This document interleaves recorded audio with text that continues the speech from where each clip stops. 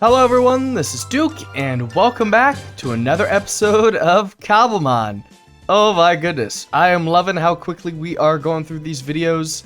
We are producing a ton. The Pokemon seem to be loving it too. There's so many wild Pokemon around here. Of course, the Bouffalant are everywhere. I hope you're all having a great day. Last time, we started breeding, and we ended up with a bunch of different Torterra. Since then, well, of course, we have these 3 Ditto, and the Bouffalant are everywhere. So I went out of my way to start breeding them as well. Is that entirely necessary? Probably not. Why are you out? Why are you escaping, bud? Oh, by the way, look. I may have built a barn off camera. I should have done that last episode and I didn't. You know, I always try to have a build in each video and I just kind of completely skipped out on it. But now we have a barn which doesn't have any functional use inside yet, but at least sets the scene that maybe we'll have some further pastures and more areas to breed Pokemon. Today we're going to do things a little bit different, and we're going to start today with some Pokemon evolutions. That is right, in the last video we went out of our way to level up so many of our different Pokemon. That way our Turtwigs could all become Torterras, and along the way have a couple Pokemon ready to evolve. There we are. I've been waiting on this one. Flaffy 2. Here we go. Ampharos. And that's just a chicken. Guess the chicken's very interested in this.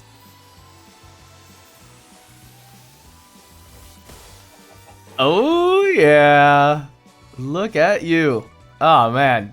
Awesome. And learned Thunder Punch on evolution. That is great. Kind of alright Pokemon. This is why we kind of swapped out my former Flaffy for this one, because it was an upgrade. Likewise, our Fletchinder is also able to evolve, and this is the moment I am waiting for. I love Talonflame. Yes, there he is. Ah, there she is. Oh, look at the head! The head tilt! That's the most adorable thing I've ever seen.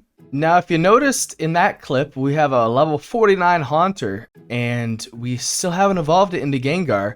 That is because Pokemon that used to be evolved through trading have an item called the Link Cable, which is crafted like so, and this will allow Pokemon to be given this item, and then they will finally be able to evolve. So we need one of these really, really bad. The problem is we don't have any Nether Quartz, and the best way I know to get that is, of course, the Nether.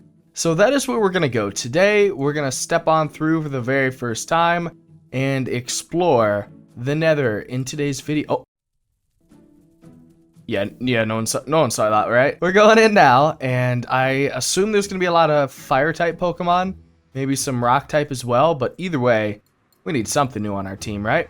Ooh.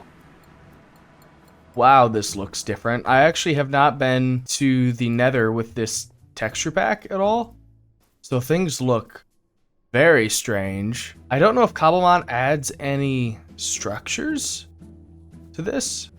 Oh, there's a Darumaka over here. Hello. Oh, this little guy. Oh, hello, Fleshling.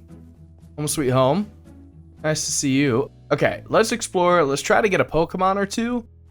Maybe some other fun things will end up our way. There's a couple Darumaka, it looks like. That's interesting. Paris? You're not at all what I thought I'd find. Paris, to me, was always a Pokemon that was like in a wet, dark area. Not literally the Nether, but, you know, it's fine. There's another one. Okay, so they do spawn regularly in here. And then right here is our Nether Quartz. And there's actually 27 ore there, so that's nice. I have to check all of these to see what different type of Pokemon spawn, right? Naturally. Whoa! No way! Wait. Absolutely no way there's a Larvesta right here. What? What on earth? Okay, get the quick ball out. Do I just kind of cheese this a little bit? Because a Larvesta is nuts. Oh, we caught it! No way! Immediately? A level 35 Larvesta? No chance. Let's get the Flame Body ability. Uh-oh, Talonflame.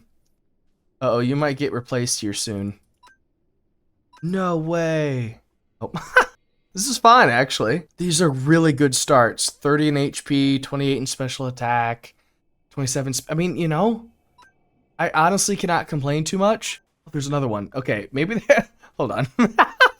Maybe they're a little bit more common than I thought. Hello. You're level 31. Well, we might as well see, right?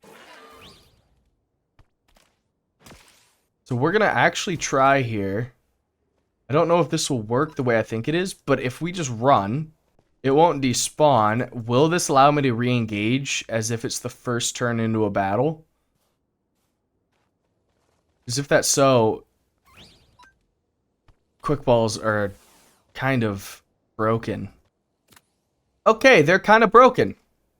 Alright, we have another Larvesta. I wonder what a Bastion holds, actually. Because I do not have normal mob spawns turned on. The only mobs I've seen spawn come through a spawner, which means might not be anything in there, but I'm thinking we still should be able to get really unique Pokemon spawns, right? So, recall when I said, wouldn't it be cool if we found a Bastion? This was kind of unexpected. We found one, and there are absolutely Piglin Brutes, and I absolutely have no armor. I really don't think it's wise to go much closer. If I had a Pokemon I could ride and get out, that'd be awesome. Or if the Pokemon could just like attack the Piglins for me. Oh, I do want to know what's in those chests though. We could block ourselves in and then hit them, get them low. I just wonder if there's any special Pokemon loot in a Bastion, and I feel like we've come too far not to try it. So, you know, I'm going in. Smart? No. But you're here for excitement, okay? And with that being said, we don't have to do anything particularly well, we just have to do it, right? Okay. Step 1. Enclose ourselves in the Bastion. Oh, step 2, don't let any Piglin in here. I'm here for Pokemon, not being a parkour pro. Or parkour, what am I talking about? Sorry, I've been too distracted with rat civilization lately. Yeah, they do damage. I knew that. There's a chest right there. Soul speed, magma cream. Okay, this is vanilla loot. Not what I was. Oh, auspicious armor. Okay, that I'd say right there is just about worth it alone. We could take a sword if we want, but you know we don't do that. We would be purely a pacifist if Piglins allowed it. All right, this one. Ooh, another right upgrade, as if we need that. Another auspicious armor, which we are absolutely taking. More soul speed again. If this was normal vanilla, I'd say we've struck rich. But so far, it really feels like you come to a Bastion to evolve your Charcadet. But otherwise, I don't know if there's any reason to be here. You know, I should have considered that some of my favorite Pokemon would just be in the Nether. So we're going to try again with the Quick Balls. This time on a Litwick, which honestly, probably a pretty good chance, right? Excellent. All right. Ampharos, you're doing well. Just being our body who shows up and is ready if the Pokemon break out and fight back. Also, it is interesting that the Bastion didn't have any unique Pokemon spawns. I'm a little disappointed in that. I get it, but honestly, just searching through the wilderness here has been extremely exciting in terms of finding entirely new Pokemon than you see in the overworld, so I'm just going to keep doing this.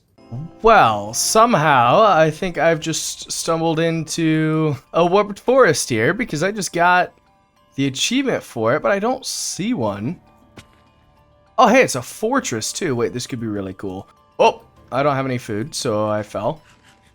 Wait, this is like the smallest warped forest. Are you serious? This is it? There's one tree? That's so funny. All right, well, we have a fortress, which is exciting. I did go through a basalt delta, but it was really, really boring. There was nothing unique in there. Sucker Punch, Hyperspace Fury. Whoa. We might just be looting TMs. That's actually crazy. Oh, Malicious Armor. Okay, so now we have both types of armor there. Blaze Kick. Oh my goodness. Remind me if I ever play Cobblemon with some friends, which may be happening soon. Wink, wink. Keep an eye out. Perhaps I should be looting fortresses. Diamonds, more Malicious Armor, Heat Crash, and Curse. Oh no. Not the Mudbray. Ah, jeez. It is just kind of incredible how often Pokemon just wander in there. But there we go. There is our link cable. If we come on out here, throw Haunter on the floor, and shift click the link cable to him, you can not evolve. Uh-oh. Oops. I wasn't supposed to give it to him. It's not a held item. It's just a right click on the fella item. That is really good. I got so nervous. We're going to evolve Haunter now. And oh my goodness, there is Gengar coming out. Tough. I mean, that thing looks so tough. It's scary. It's like actually my size and evil looking. Yep. You're going to scare off any possible Pokemon that we come into contact with. I love seeing that. And of course, a whole new realm of moves to learn. Although this Gengar honestly is kind of weird. Remember, the special attack and the speed were low. But if you look in the chat here, I went through the process of catching 10 Ghastly on our way out, which means there is, I suppose, an opportunity here that some of these Ghastly are good. At least one of them, maybe. But also, we did find another Larvesta, so we're up to 3 of them, which I find kind of really insane. This one's not very good, but that's all right. I'm a little bit disappointed because I thought they were such like monumental finds, but pretty standard. Ooh, perfect attack IV on the Litwick, though. Believe it or not, this is probably the best Ghastly we have. I don't know what to call it, but we'll just say Ghastly 1. Wow. Again, really good at the naming convention here. I struggle with that every time, but at least we can remember which Ghastly is the one that we're going to need to train up at a later date. It's good to have Ghastly by our side, and now we have, realistically, 4 very competent Pokemon here. Hi, Twiggy. Yes. I love Talonflame's little head. It's like when a dog's happy to see you. It's so cute. Hello, Rattata. Alright. There's rats everywhere. We really need to get these Larvesta trained up to get one of these Larvesta to be a Volcarona. Will this be the Bouffalant that puts us over the edge? Alright, Rona. Level 54. You've been training for this moment. Let's Flame Wheel. Hope we get a contact burn. Yes! Alright, that is big. You should be able to survive this battle. Oh yeah, Reversal did nothing. A Leech Life or 2 should be enough. Ooh, Sword Dance won't matter with that burn though. Sorry to tell you that. You're toast either way. Rona is victorious. Get over here, rat. It's game time. Rona's turn to evolve. Oh my goodness, is this gonna be it? Yes! Oh wait. I thought you evolved at level 55. There he is. The final Bouffalant. I promise this will be enough to get Rona evolved. And if it's not, I guess you never have to watch a Dukes Games video ever again. But here we go. Quick Flame Wheel off. We did not get a burn. Although Reversal doesn't do a tremendous amount of damage there. Let's run with Leech Life instead this time because it just does a considerable amount of damage. A second Reversal. Ooh, okay, that's still fine because we're going to get our last Leech Life off, which means if I'm right about this time. Yes! Okay, there we go. Level 59. For some reason, I had it in my mind that Larvesta evolved into Volcarona at 55, but No, it's 59, which is kind of a weird number, but it's memorable. I should have remembered it, right? Either way, here we go. Volcarona. Oh, it's gonna be so cool. I'm so excited about this.